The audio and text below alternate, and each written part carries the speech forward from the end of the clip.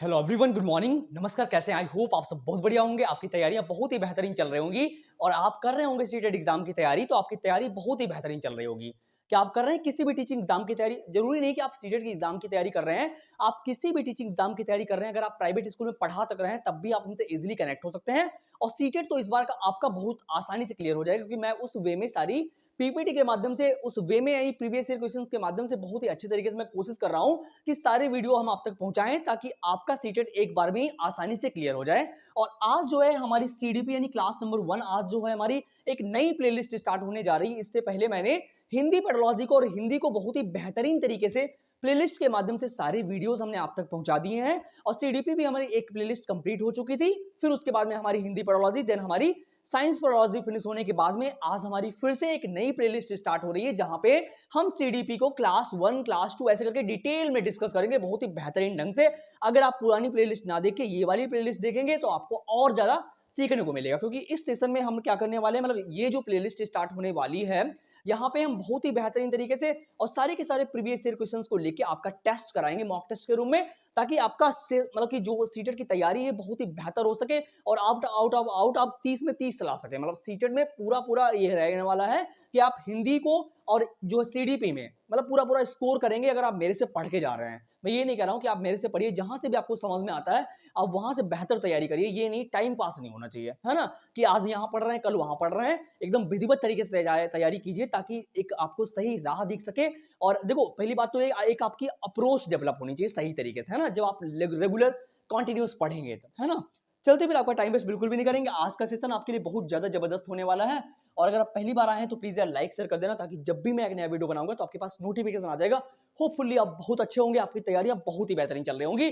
और मैंने जितने भी अभी तक वीडियो दिए हुए हैं सभी में हमने मोस्ट इंपॉर्टेंट क्वेश्चंस के बारे में आपको डिस्कशन कराया हुआ है।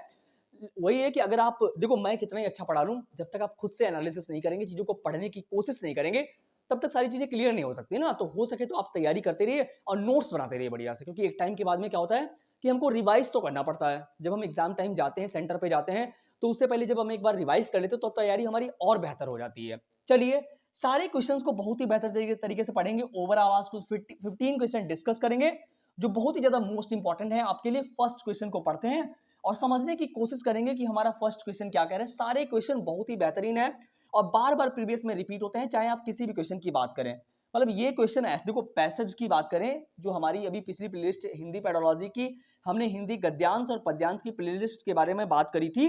तो पद्यांश और गद्यांश जो होते हैं जल्दी में रिपीट नहीं होते ना, बार बार रिपीट नहीं होते। लेकिन क्वेश्चन की बात करी जाए तो ये क्वेश्चन बार बार रिपीट होते हैं। मतलब ये प्रीवियस ईयर क्वेश्चन होते हैं, ये 100 टाइम रिपीट होते हैं। लेकिन गद्यांश और पद्यांश जो होता है इतनी आसानी से जल्दी रिपीट नहीं होता है, लेकिन वो मतलब कि कहते हैं कि वो पैटर्न सेम रहता है। अगर आप एक बार पढ़ लेते हैं, अब प्रैक्टिस कर लेते हैं, तो हमारा माइंडसेट उसी तरीके से चलता है, क्योंकि हम प्रैक्टिस करके जाते हैं और ये बार बार प्रीवियस में रिपीट होते हैं। चलते फिर आपका टाइम वेस्ट बिल्कुल नहीं करेंगे, पढ़ते हैं क्वेश्चन को और समझते हैं कि हमारा फर्स्ट क्वेश्चन क्या कह रहा है। चलिए देखो, लिखा हुआ है, एक पिछड़े परिवार में रहने वाले पिता ने अपनी बेटी को कॉलेज जाने की अनुमति नहीं दी। यानी एक पिछड़ा फैमिली, एक जो मिडिल क्लास फैमिली भी नहीं है, उससे भी एक गरीब फैमिली, जहां का एक पिता है अपनी बेटी को स्कूल जाने के लिए अनुमति नहीं दे रहा है। मतलब एक फादर ने क्या किया है, अपनी बेटी को स्कूल जाने की अनुमति नहीं दी है। बेटी ने कहा, मतलब उसके बावजूद बेटी कहती है, क्या कहती है, कॉलेज जाने से मुझे में मदद मिलेगी। किस चीज में मदद मिलेगी? देखो बच्ची क्या कह रही है, पिता ने जब मना कर दिया स्कूल जाने के लिए, क्योंकि हमारे घर की, उन्होंने कहा कि आर्थिक स्थिति ठीक नहीं है, इसलिए आप स्कूल नहीं जा सकती। तो बेटी ने कहा कि मुझे स्कूल जाने दीजिए, वहां के लिए, वहां जाने से मेरी कोई क्या डेवलप होगा, क्या वहां से मेरा विकास होगा। मैं कह रही है कि मुझे मदद मिलेगी। किस चीज में? सामाजिक अर्थ में मिलेगी, चिंता में, मूल्य संघर्ष में, या आक्रमण में। देखो यह आक्रमण की यहाँ पे कोई बात नहीं करी गई है और ना ही मूल्य संघर्ष की। चिंता होगी क्या भाई? जब हम स्कूल जाएंगे तो हमें चिंता क्यों होगी है? हमें किस चीज में मदद मिलेगी? बालिका कह रही है कि कॉलेज जाने से मुझे सामाजिक अर्थ में हेल्प मिल जाएगी। देखो सामाजिक अर्थ का मतलब सोशलाइजेशन। सोशलाइजेशन एक ऐसी प्रक्रिया है जब आप अपने समाज में उठते बैठते हैं, अपने से बड़े लोगों से सीखते हैं, कुछ उनका अनुकरण करके सीखते हैं, तो सोशलाइजेशन होता है वो। मतलब हम अपने समाज के थ्रू जब कुछ चीजें सीखते हैं तो वो एक सामाजिक अर्थ की प्रक्रिया होती है। तो वही बात बालिका कह रही है कि जब आप मुझे स्कूल जाने देंगे तो मेरे सामाजिक अर्थ में नहीं, मेरे सोशलाइजेशन में मुझे मदद मिलेगी। हम समाज में उठेंगे बैठेंगे, अपने से बड़े लोगों के बीच में बैठेंगे, तो मुझे पता चलेगा ना, एक मेरी समझ डेवलप होगी, एक मेरी अप्रोच डेवलप होगी। जब मैं किसी के साथ बैठेंगे, मतलब बालिका कह रही जब मैं किसी के साथ बैठूंगी तो मेरी अप्रोच डेवलप होगी, हम उनको सीखेंगे। वही होता है ना, अगर वैगोत्स्की की बात करें तो उन्होंने कहा है कि मोर नॉलेजेबल देन अदर, जब हम अपने से बड़े लोगों से कुछ सीखते हैं तो उनका अनुकरण करके सीखते हैं। स्किनर ने भी ये बात कही है कि जब हम अपने बड़े लोगों से अनुकरण के माध्यम से सीखते हैं, उनको देख देख के हम सीखते हैं, है ना। तो हमारा फर्स्ट ऑप्शन एकदम क्लियर हो जाएगा। देखो हो सके तो ये समझ के पढ़ो, है ना, क्योंकि इतनी भीड़ मची हुई है यार मेरे, हो सके तो समझ समझ के पढ़ो। एक बार सीटेट दे दो, लाइफ टाइम वैलिडिटी है, बार बार आपको देना ही नहीं है ना। लेकिन वही है, एक बार जब आप समझ के पढ़ोगे तब आप पास हो पाओगे। ऐसे नहीं टाइम पास करते रहो यार फालतू में, ऐसे नहीं करना, आप समझ के पढ़िए, बढ़िया से पढ़िए। चलिए हमारे स्क्रीनशॉट, फिर हम चलते हैं क्वेश्चन नंबर सेकंड पे और चलते हैं क्वेश्चन नंबर सेकंड हमारा क्या कह रहा है, पढ़ेंगे हमारा क्वेश्चन नंबर सेकंड क्या कह रहा है। बहुत ही बेहतर क्वेश्चन, आई होप आप जवाब जरूर दे पाओगे। कोशिश करना पढ़ने की और समझने की। देखो काम करते रहो यार मेरे, सक्सेस आपको एक ना एक दिन जरूर मिलने वाली है। लगातार अगर आप कंटिन्यूस काम कर रहे हैं ना, कहते हैं consistency is the key, that is the first and most important की ऑफ द सक्सेस। अगर आप कंटिन्यूस काम कर रहे हैं और कल का वेट नहीं कर रहे हैं तो सक्सेस आपको जरूर मिल जाएगी, क्योंकि कल तो फिर कल ही आएगा ना। वो कहते हैं do not wait for tomorrow because tomorrow does not wait for you, therefore tomorrow always comes tomorrow. ये कल कल ही आएगा फिर, अगर आप आज नहीं पढ़ेंगे, है ना। अगर आपका आज बेहतर है तो कल अपने आप बेहतर हो जाएगा। चलिए क्वेश्चन नंबर 2 को पढ़ते हैं और समझते हैं कि हमारा क्वेश्चन नंबर 2 क्या कह रहा है। निम्नलिखित में से कौन सा विकास का सिद्धांत नहीं है। इन्होंने हमसे पूछा है कि विकास का सिद्धांत नहीं है, यानी हमसे पूछा है इन्होंने निगेटिव पॉइंट कि विकास का सिद्धांत कौन सा नहीं है, ये बताना है। डेवलपमेंट का कौन सा प्रिंसिपल नहीं है वो आपको बताना है। चलिए विकास की बात करें, हमें मालूम है कि जो विकास होता है, डेवलपमेंट जो होता है वो क्या होता है, इन्वायरमेंट और हेरिडिटी के गुणनफल के बराबर होता है। यानी इन्वायरमेंट और हेरिडिटी दोनों का बराबर बराबर योगदान है। ऐसा नहीं कह सकते कि किसी के विकास में केवल इन्वायरमेंट योगदान देता है या केवल पर्यावरण, मतलब दोनों, ये केवल हेरिडिटी, दोनों का बराबर बराबर योगदान है। आनुवंशिकी और पर्यावरण दोनों दोनों का बराबर योगदान है आपके विकास में, आपकी डेवलपमेंट की प्रक्रिया में। चलिए अभी यहाँ पे निगेटिव पॉइंट हमसे पूछा, लिखा हुआ है विकास जीवन पर्यंत होता है। बिल्कुल सही बात है, डेवलपमेंट की प्रक्रिया कभी भी नहीं रुकती है, गर्भ से लेके क्या कब्र तक चलती है। यानी बराबर आपका कंटिन्यूस विकास होता ही रहता है। कहीं किसी चीज में, कहीं आपकी समझ बेहतर होती है, कहीं आपका बॉडी में कोई विकास होता है ना, आपकी वही ना कहते हम इंसान ना हमेशा जन्म से लेकर मृत्यु तक सीखते ही रहते हैं, हमारा डेवलपमेंट होता ही रहता है। क्लियर, विकास परिवर्त होता है, ठीक बात है। आगे लिखा हुआ है विकास आनुवंशिकता एवं पर्यावरण दोनों के द्वारा प्रभावित होता है, ठीक बात है। यहाँ पे एकदम परफेक्ट बात बोली गई है कि विकास जो होता है आनुवंशिकता और पर्यावरण दोनों के द्वारा प्रभावित होता है, ठीक बात है भाई। विकास में हमें पर्यावरण भी, जहाँ पे हम रहते हैं, जिस एनवायरमेंट में हम रहते हैं वहाँ का एनवायरमेंट हमें असर डालता है ना। वहाँ के लोग जैसे होते हैं हम वैसे बोलने की कोशिश करते हैं, उनका अनुकरण करते हैं, जैसे हमारी समझ बेहतर होती है ना उनके साथ में रह के, जैसे वो बातचीत कर, जैसे आपने कुछ फैमिलीज को देखा होगा जो क्या नाम हायर फैमिली होती है, जो पढ़ी लिखी फैमिली होती है, बोलते हैं हमारे घर के सामने लड़ाई मत करना, हमारे बच्चों पे गलत इफेक्ट पड़ेगा, होता ना, क्योंकि बच्चे वही सीखते हैं जो उनके आसपास होता है ना। तो आनुवंशिकता का भी असर होता है, क्योंकि हमारे माता पिता से कुछ चीजें हमें विरासत में मिलती, तो दोनों का बराबर बराबर योगदान, तो ठीक बात है ये। लेकिन हमसे निगेटिव पूछा गया है, विकास सार्वभौमिक है तथा सांस्कृतिक संदर्भ इसे प्रभावित नहीं करते। ये कैसी बात है, क्यों नहीं प्रभावित करेंगे, यही भाई हमारा सही पॉइंट है। और इसी के साथ हम जाएंगे कि जो गलत है वही सही, क्योंकि पूछा ही हमसे गलत गया है। सांस्कृतिक संदर्भ प्रभावित नहीं करता, भाई क्यों नहीं प्रभावित करेगा, है जिस समाज में, जिस एनवायरमेंट में हम रह रहे हैं, वहां का वातावरण, वहां का समाज हमें क्यों नहीं इफेक्ट करेगा, है ये तो गलत बात है। जो गलत है वही सही है, क्योंकि पूछा ही इन्होंने हमसे गलत है। तो हम जाएंगे डी ऑप्शन के साथ में। क्लियर इतनी बात, आई होप आपको क्वेश्चन नंबर 2 भी समझ में आ गया होगा। अभी हम चलेंगे क्वेश्चन नंबर 3 पे और समझते हैं कि हमारा क्वेश्चन नंबर 3 क्या कह रहा है।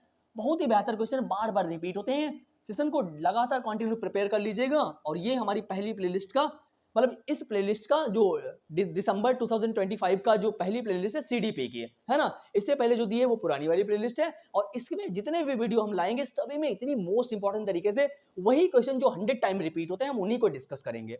चलिए क्वेश्चन नंबर 3 में लिखा हुआ है कि विकास की कौन सी अवस्था की प्रमुखता है, यानी विकास की ऐसी कौन सी प्रक्रिया है, कौन सी विशेषता है जो अमूर्त सोच व अपनी खुद की पहचान खोजने की चाह, मतलब ऐसी कौन सी अवस्था होती है, कौन सी ऐसी स्टेज होती है जहां पे अपनी पहचान बनाने के बारे में बच्चा सोचता है, व्यक्ति अपनी पहचान के बारे में, अमूर्त चिंतन के बारे में सीखने लगता है। अब आपको बात करें, लिखा हुआ है शैशवावस्था होती है, या फिर प्रारंभिक बाल्यावस्था होती है, माध्यमिक बाल्यावस्था होती है, या किशोरावस्था होती है। देखो शैशवावस्था जो होता है वो जन्म से 2 वर्ष की अवस्था होती है शैशवावस्था।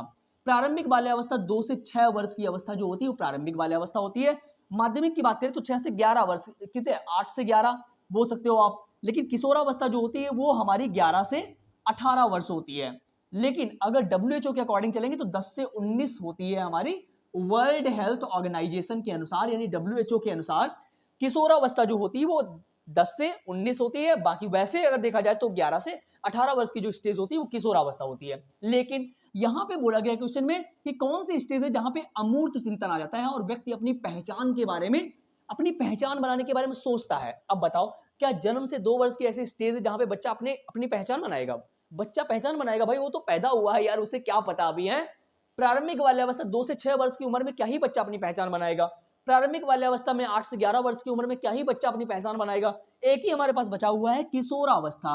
11, देखो यहाँ पे भी इन्होंने टाइम भी लिख रखा है, 11 से 15 वर्ष, और ये किसके बीच में आ रहा है? 11 से 18 वर्ष के बीच में आ रहा है, यानी ये किशोरावस्था के बीच में आ रहा है कि इस स्टेज में बच्चा जो होता है, बच्चे के अंदर अमूर्त चिंतन आ जाता है, अमूर्त तरीके से सोचने लगता है और अपनी पहचान बनाने के बारे में सोचता है किशोरावस्था में।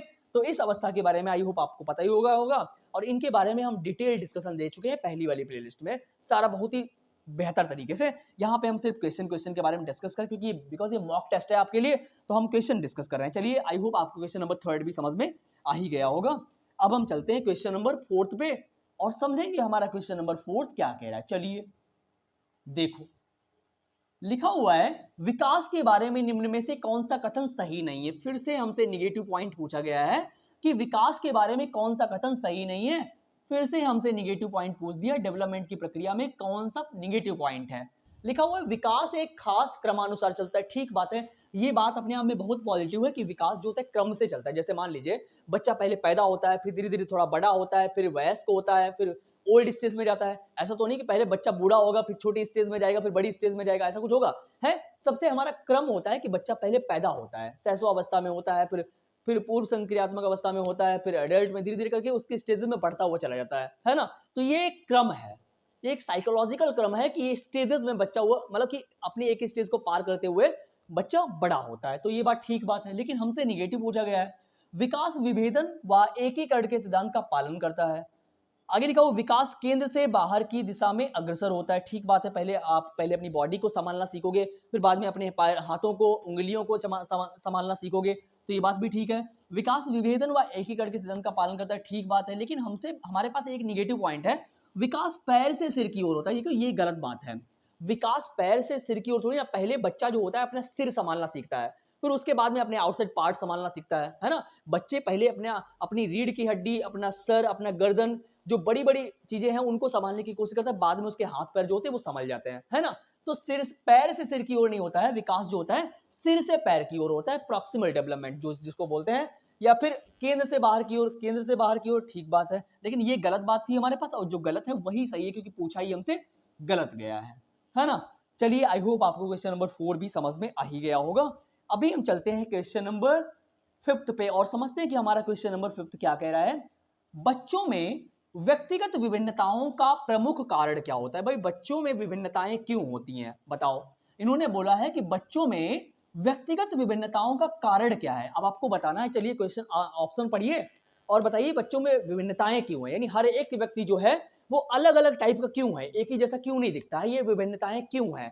हर व्यक्ति का नेचर अलग अलग है, उसकी बोली भाषा अलग अलग है, लैंग्वेज अलग, सब कुछ अलग अलग, ये क्यों है, ये आपको बताना है। चलिए पढ़िए, ऑप्शन नंबर 1 में लिखा हुआ है केवल व्यक्ति के वंशानुगत गुण। केवल ऐसा हो सकता है कि व्यक्ति के हेरिडिटी यानी आनुवंशिकी का असर है, इसलिए विभिन्नताएं। केवल आप नहीं कह सकते, मैंने अभी बताया था आपका डेवलपमेंट की जो प्रक्रिया होती है वहां पे एनवायरमेंट और हेरिडिटी दोनों का बराबर बराबर योगदान है, आप किसी एक चीज को फुल प्रायोरिटी नहीं दे सकते। लिखा हुआ है केवल बालकों के पालन पोषण का तरीका, केवल ओनली, जहां पे वर्ड आ जाए काट दीजिए क्योंकि वो गलत हो गया। ये टैग वर्ड्स है, इनके माध्यम से आप इजीली क्लियर कर सकते हो सीटेड कि जहां पे केवल दिया हुआ आप काट दो, केवल का कोई योगदान है ही नहीं यहाँ पे। आगे लिखा हुआ है केवल, देखो यहाँ पे भी केवल, आंख बंद करके काट दो केवल वाले को। लिखा हुआ है आनुवंशिकता व पर्यावरण कारकों के बीच परस्पर जटिल अंतःक्रिया, यानी आनुवंशिकता यानी हेरिडिटी और पर्यावरण दोनों का बराबर बराबर योगदान है, जिसके कारण बच्चों या हर व्यक्ति में विभिन्नताएं होती हैं। क्लियर इतनी बात। तो हम जाएंगे थर्ड के साथ में, C option is the correct overall.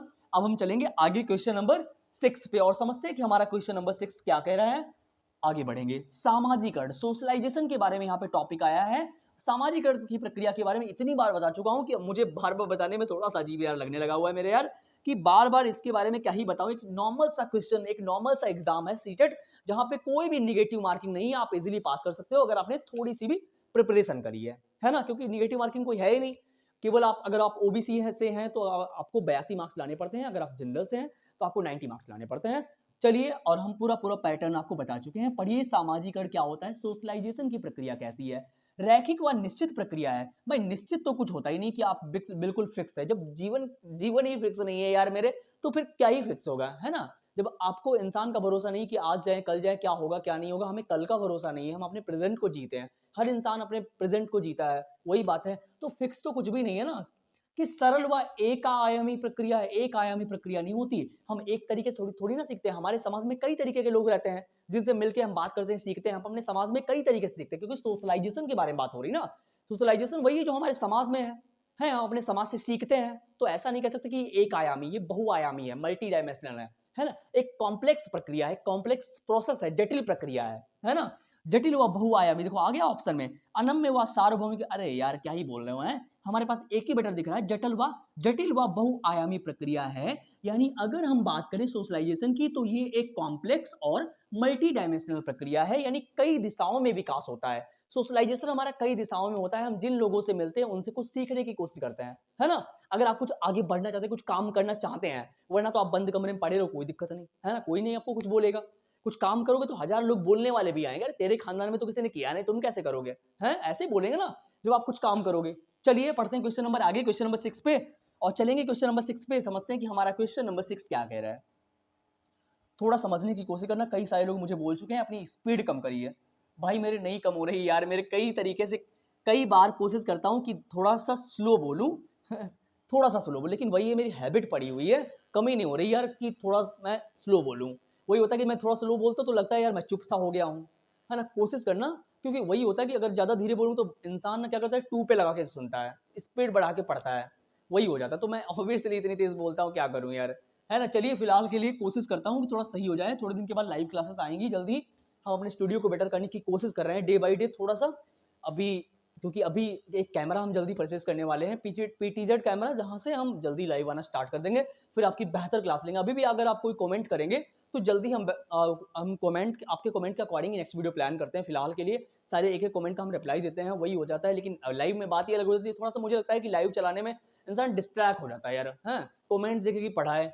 चलिए लिखा हुआ है, जीन प्याजे ने सुझाव दिया। जीन प्याजे ने, अब जीन प्याजे की बात करी जाए तो ये एक रचनाकार है। क्या है, जीन प्याजे जो हैं वो एक रचनाकार हैं, जिन्होंने बताया हुआ है कि बच्चा जो होता है वो एक नन्हा साइंटिस्ट होता है, और इन्होंने डेवलपमेंट की प्रक्रिया को, यानी डेवलपमेंट के को स्टेजेस में बांट दिया हुआ है, यानी विकास की प्रक्रिया को इन्होंने स्टेजेस में बांट दिया है कि पहले ये स्टेज आएगी इस उम्र में, फिर ये स्टेज आएगी, इन्होंने बांट रखा है। और इन्होंने बोला है कि इन्होंने, प्याजे जी ने हेरिडिटी को महत्व दिया हुआ है। किसने, प्याजे ने हेरिडिटी को बहुत इंपॉर्टेंस दी हुई है इन्होंने। और वैगोत्स्की ने समाज यानी कल्चरल टूल को एनवायरमेंट दिया हुआ है।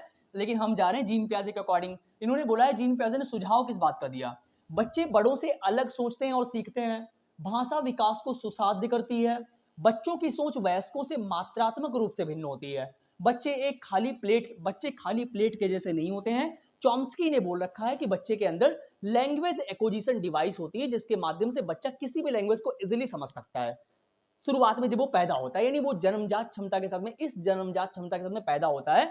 लैंग्वेज एक्विजिशन डिवाइस, जिसको बोलते हैं हिंदी में भाषा अधिग्रहण यंत्र। आगे लिखा हुआ है, और जन्म के समय नासमझ होते हैं, ऐसी कोई बात नहीं होती है, बच्चे नन्हे साइंटिस्ट होते हैं।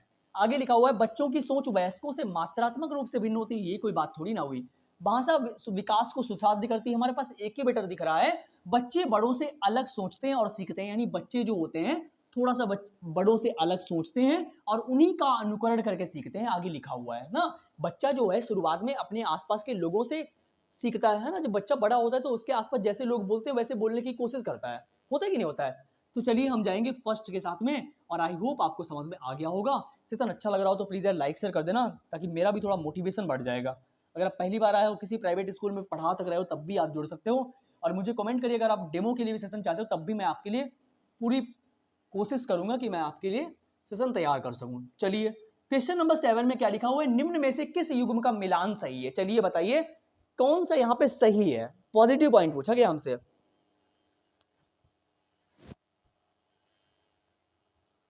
गर्मी बहुत हो रही भाई। देखो क्या लिखा हुआ है, कह रहे निम्न में से कौन सा युग्म मिलान सही है, यानी हमसे क्या पूछा गया है, हमसे पॉजिटिव पॉइंट पूछा गया। फटाक से आप कमेंट करेंगे कौन सा आंसर यहाँ पे एकदम बेटर होगा।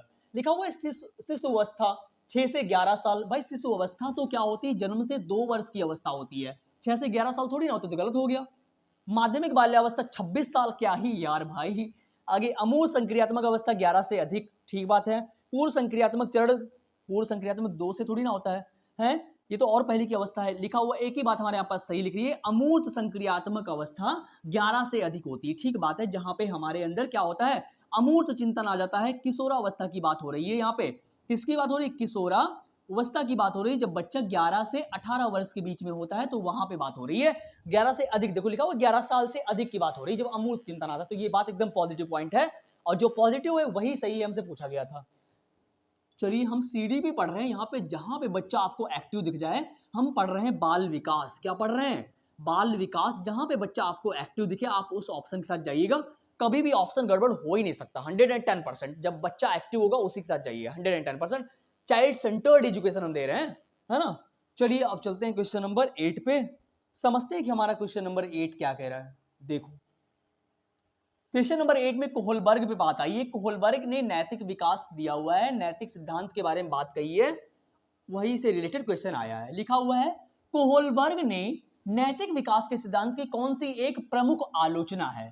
कोहलबर्ग के नैतिक विकास के सिद्धांत की कौन सी एक आलोचना है। अब यहाँ पे बोला गया है जो कोहलबर्ग ने अपना नैतिक विकास दिया हुआ है, सिद्धांत दिया हुआ है, इनके हमने चाहे जीन प्याजे हो, चाहे वाइगॉत्स्की हो, चाहे कोहलबर्ग हो, सभी के हम डिटेल डिस्कशन दे चुके हैं। अगर आप डालेंगे सीटेड बाय अमित सर या सीटेड जो भी सीटेड में डालना है, Vygotsky by Amit sir, Jean प्याजे बाय अमित सर, पूरा आपको डिटेल में डिस्कशन मिल जाएगा, आप इजीली जाके चेक कर सकते हैं वहां पे। चलिए अब देखते हैं कौन सा आलोचना हुई थी। यह चरणों को निर्दिष्ट नहीं करता है, यह नैतिक सोच पर सांस्कृतिक कारकों और लिंग के प्रभाव की अवहेलना करता है, या प्राकृतिक स्थितियों में बच्चों के सहभागी अवलोकनों का उपयोग करता है, या नैतिक विकास का एक निश्चित क्रम नहीं देता है। देखो पहली बात तो सारे के सारे ऑफिशियल आंसर की है, मैं अपने पास से कुछ भी नहीं बता रहा हूं आपको।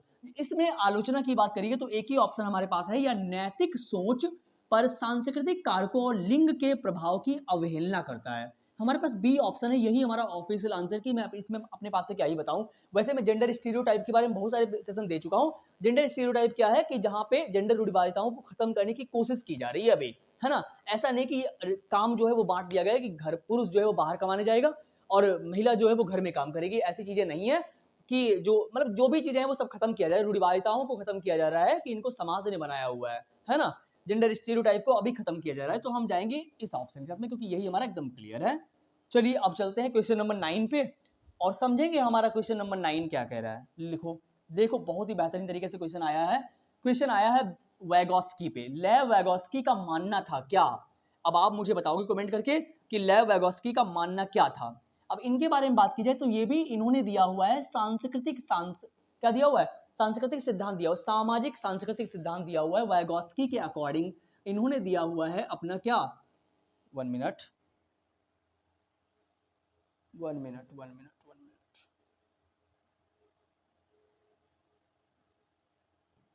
देखो वैगॉत्स्की ने दिया हुआ है क्या, इनका है सामाजिक सांस्कृतिक सिद्धांत। क्या इन्होंने दिया हुआ है, सामाजिक सांस्कृतिक सिद्धांत दिया हुआ है इन्होंने।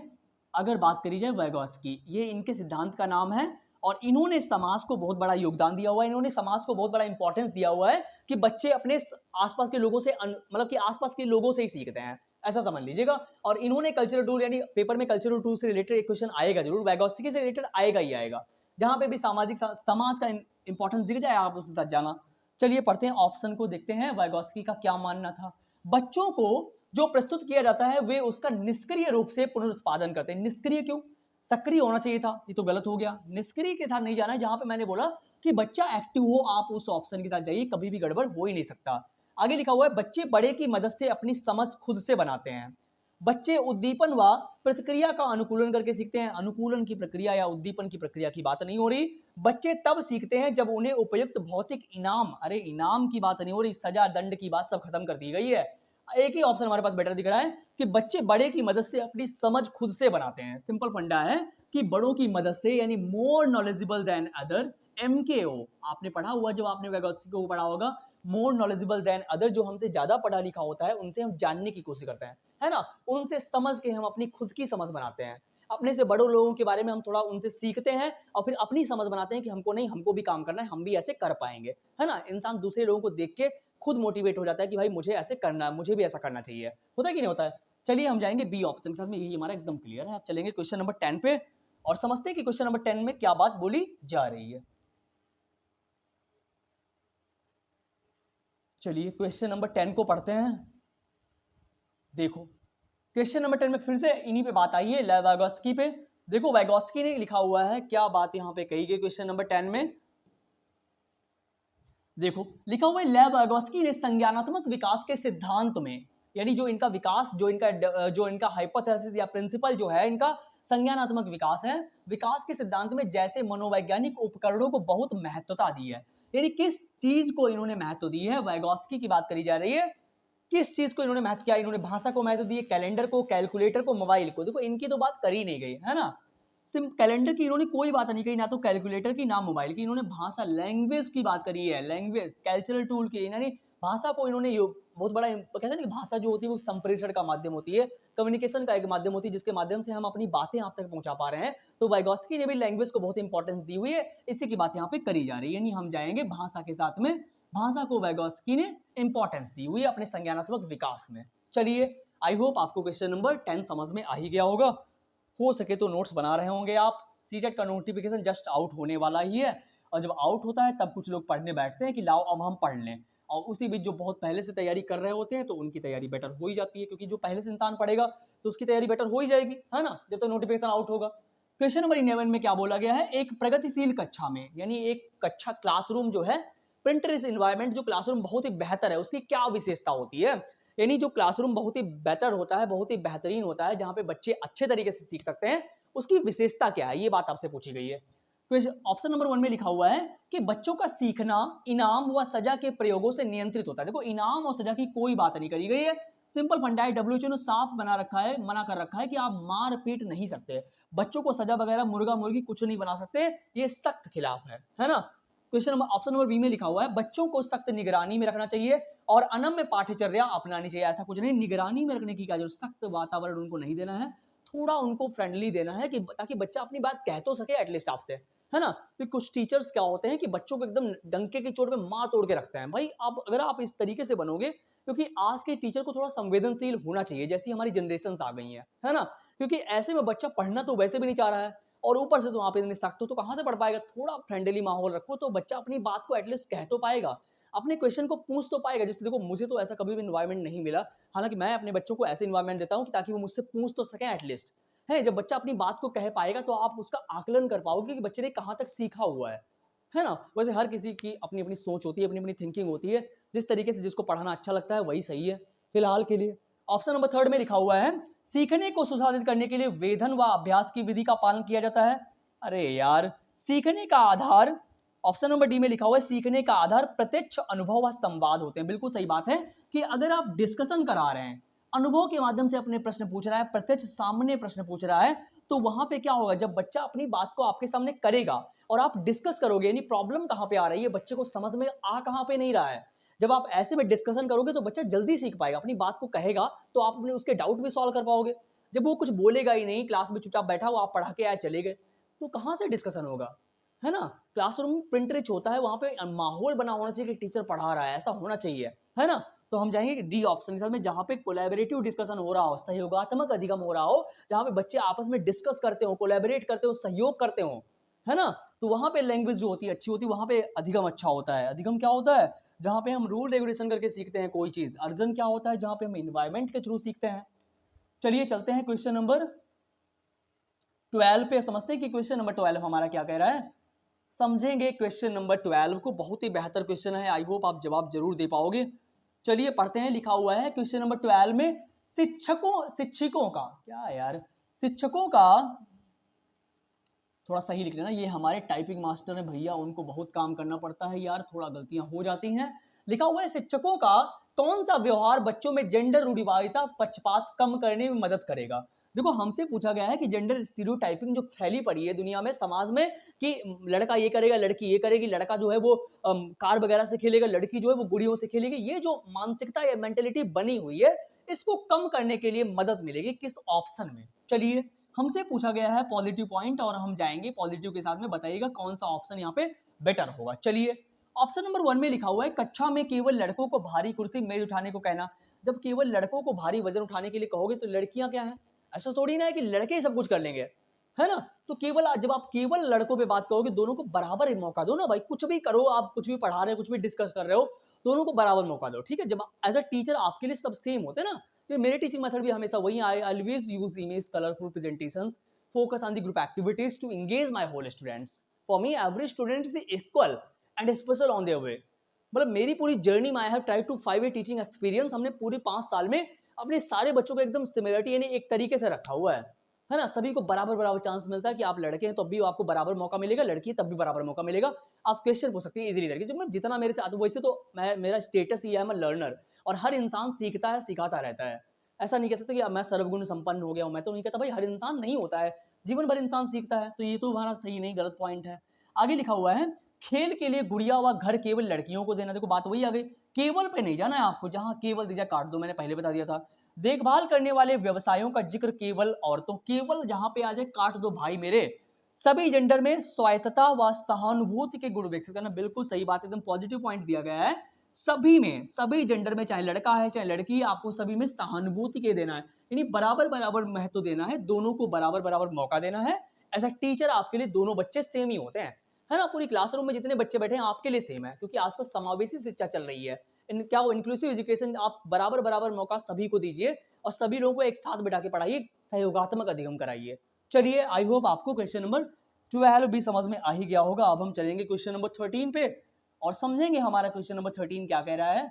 पढ़ते हैं क्वेश्चन नंबर 13 की ओर, बढ़ते हैं, सॉरी। चलिए बताइए इसका आंसर क्या होगा, फटाक से कमेंट करेंगे, नोटिफिकेशन जस्ट आउट हो जाएगा। जुलाई अगस्त में, जुलाई तो चली रही है, अगस्त में तो आउट हो ही जाएगा मुझे लग रहा है। देखो इस 13 में क्या बोल रहे हैं, कौन सा परिपेक्ष भाषा को संज्ञान को सुसाधित करने वाले महत्वपूर्ण उपकरण के रूप में देखता है? क्या इन्होंने बोला है, कौन सा परिपेक्ष भाषा को संज्ञान सुसाधित, मतलब भाषा कैसे आपकी सही होगी। यहाँ पे लैंग्वेज की बात हो रही है कि भाषा, लैंग्वेज जो है आपकी कैसे सही होगी, सुसाधित कैसे होगी, कहां पे रहोगे जब आपकी लैंग्वेज सही होगी। क्या व्यवहारवादी की बात हो रही है, सूचना संक्रमण की बात हो रही है, सामाजिक संस्कृति की बात हो रही है, मनोगतिशील की बात। देखो यहाँ पे इनकी कोई बात नहीं हो रही यार मेरे, आपके समाज कैसा है, आपकी परवरिश किस माहौल में हुई है और आप किस एनवायरनमेंट में बड़े हुए हो, उसकी बात हो रही है ना भाई। आप जिस एनवायरनमेंट में बड़े हो, जिस समाज में रहे हो, वहां की तरीके की ही आपकी बोलचाल है, वहीं की तरह से आपकी भाषा है। तो वही बात यहाँ पे बोली जा रही है कि आपकी लैंग्वेज, आपके संस्कार, आपके गुण, जो भी चीजें हैं आपके अंदर, जितने भी आपकी परवरिश जैसे माहौल में हुई है, आप उसी तरीके के होते हो। जैसे हमारे आसपास के लोग होते हैं, हम वैसे ही होते हैं। कहने की बातें हैं कि हम पे असर नहीं पड़ता, लेकिन 100% असर पड़ता है आपके आसपास के लोग जैसे होते हैं, है ना? जिन लोगों के बीच में आप बैठते हो, वैसे हमारी सोच बनती, वैसे हमारा दिमाग चलता है, संज्ञान हमारा वैसे ही चलता है ना? तो हम जाएंगे सी ऑप्शन के साथ में। चलिए चलते हैं क्वेश्चन नंबर 14 पे और समझेंगे हमारा क्वेश्चन नंबर 14 क्या कह रहा है। सेकंड लास्ट क्वेश्चन है, ओवरऑल आज कुछ 15 क्वेश्चन डिस्कस करेंगे हम।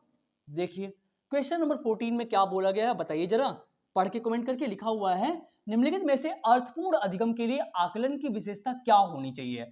हमसे इन्होंने पॉजिटिव पॉइंट पूछा है कि अधिगम, पहली बात तो आपको पता है मीनिंग मेकिंग लर्निंग की बात हो रही है यहाँ पे। अर्थपूर्ण अधिगम, अधिगम क्या होता है, जब आप सीखते हैं रूल रेगुलेशन के थ्रू, है। अर्थपूर्ण मतलब मीनिंग मेकिंग लर्निंग के लिए कौन सी विशेषता, आकलन की बात हो रही है।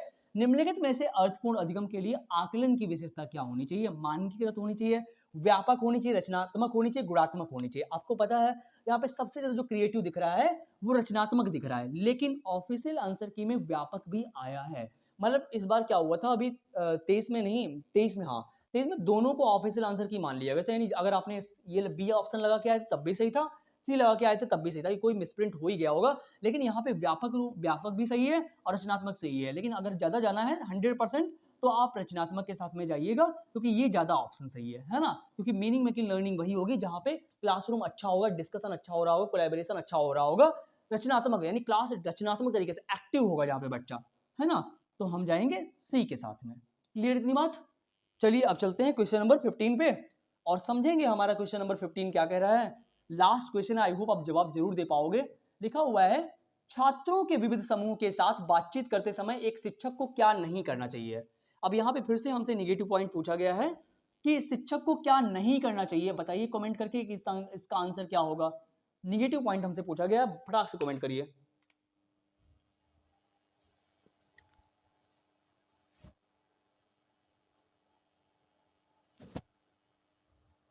देखो क्या लिखा हुआ है, छात्रों के विविध समूहों के साथ बातचीत करते समय एक शिक्षक को क्या नहीं करना। जब आप छात्रों से क्लास में डिस्कस कर रहे होते हैं तो उस टाइम पे आपको कौन सी बातें नहीं करनी चाहिए, ये बात यहाँ पे बोली जा रही है कि जब आप क्लासरूम में डिस्कशन करते हैं तो उस टाइम पे कौन सी बात आपको नहीं बोलनी है, किन कौन सी बातों का यूज नहीं करना चाहिए।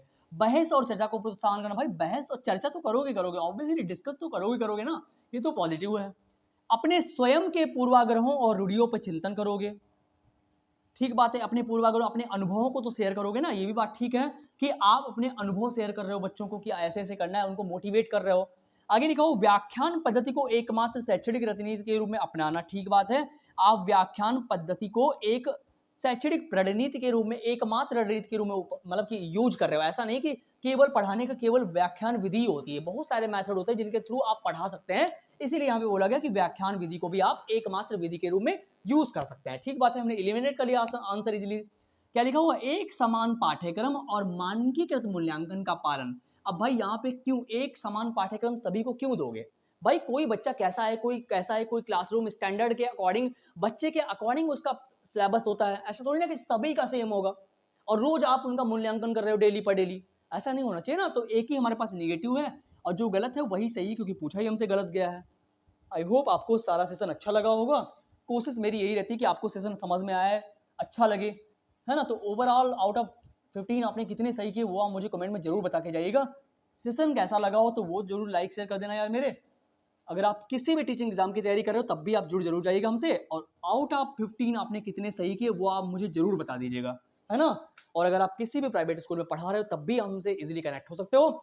वही है कि अगर आपको कहीं पर भी डाउट आया हो तो आप कमेंट करिएगा, नेक्स्ट वीडियो हम आपके कमेंट के अकॉर्डिंग प्लान करेंगे 110%। मिलते हैं फिर एक नई वीडियो में नई आशा और उम्मीद के साथ में। Thank you so much for coming, thank you so much.